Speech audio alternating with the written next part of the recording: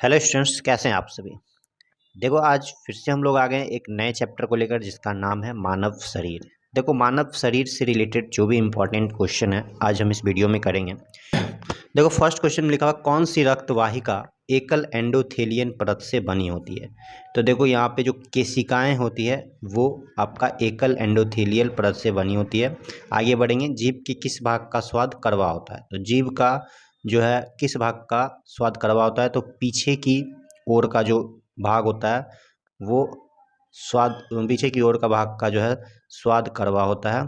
आगे बढ़ेंगे, निम्नलिखित में से कौन सी धातु हमारे शरीर में रक्त का थक्का जमाने के लिए उत्तरदायी है। तो देखो, रक्त का थक्का बनाने के लिए जो धातु है वो हमारा कैल्शियम है। ठीक है, अगर विटामिन का बात किया जाता तो विटामिन के इसका आंसर होता। आगे बढ़ेंगे, मानव शरीर में रक्त के संचलन के संबंध में निम्नलिखित में से कौन सा कथन सही है। तो देखो, मानव शरीर में जो रक्त के संचालन के लिए जो कथन है, कौन सा कथन सही है। तो यहाँ पे जो दिया हुआ है, क्या लिखा हुआ है, तो हृदय के बाईं ओर के रक्त में ऑक्सीजन की कमी होती है और इसे हृदय के दाईं ओर लाया जाता है। फिर लिखा हुआ है सेकंड ऑप्शन में ऑक्सीजन युक्त रक्त फेफड़ों से हृदय की बाईं ओर पहुँचता है। और थर्ड में क्या है, तो हृदय के बाईं ओर से ऑक्सीजन रहित रक्त ऑक्सीजन के लिए फेफड़ों में लाया जाता है। ठीक है, तो इसका सही आंसर हो जाएगा 2, ऑक्सीजन युक्त रक्त फेफड़ों से हृदय के बाईं ओर पहुंचता है। आगे बढ़ेंगे हम लोग नेक्स्ट क्वेश्चन पे। तो लिखा हुआ है 2 न्यूरॉन्स तंत्रिक कोशिका के बीच के अंतराल गैप को क्या कहते हैं। तो यहाँ पे जो इसका जो सही आंसर ऑप्शन दिया हुआ है, फर्स्ट ऑप्शन डेंड्राइट अंतर्गठन और फिर अक्षतंतु। तो इसका सही आंसर क्या हो जाएगा।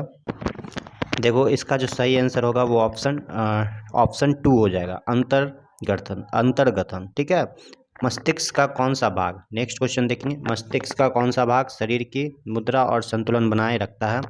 तो पश्च मस्तिष्क जो है वो क्या होता है, संतुलन बनाए रखता है, बैलेंस बना के रखता है। ठीक है, जिसको हम लोग सेरेबेलम भी कहते हैं। पश्च मस्तिष्क मतलब पिछला।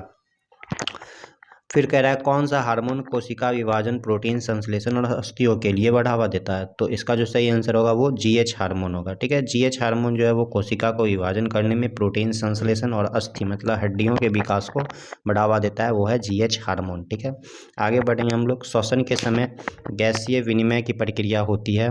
तो इसका सही आंसर क्या होगा। लिखा हुआ है फर्स्ट ऑप्शन कुपिका की उपकला एवं रक्त कोशिका की उपकला के बीच, फिर लिखा है कुपिका की उपकला एवं रक्त कोशिका के अंतकला के बीच, फिर कुपिका के अंतकला एवं रक्त कोशिकाओं के कला के बीच। तो इसका जो सही आंसर होगा वो होगा ऑप्शन 1, कुपिका की उपकला एवं रक्त कोशिकाओं के उपकला के बीच। आगे बढ़ेंगे हम लोग, उत्सर्जन डैश को हटाने के रूप में सबसे अच्छा वर्णित किया गया। तो इसका सही आंसर क्या होगा। लिखा हुआ है जीव द्रव भ्रमण की प्रक्रिया द्वारा विषाक्त अपशिष्ट, एक कोशिका को निकलने वाले उपापचयी अपशिष्ट, या डाई पेप्टाइड जल अपघटन से जल के अणु।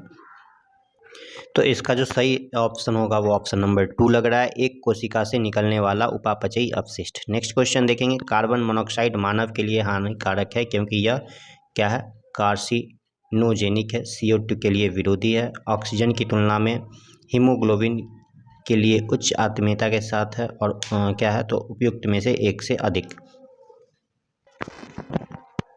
तो इसका आंसर जो होगा ऑक्सीजन की तुलना में हीमोग्लोबिन के लिए उच्च आत्मीयता के साथ, यानी ऑप्शन 3 हो जाएगा। ठीक है, तो देख लो, आज बस इतना ही। ये सारा इंपॉर्टेंट क्वेश्चन मानव शरीर से रिलेटेड था।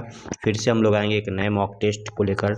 तब तक के लिए सभी स्टूडेंट्स अच्छे से पढ़ाई कीजिए।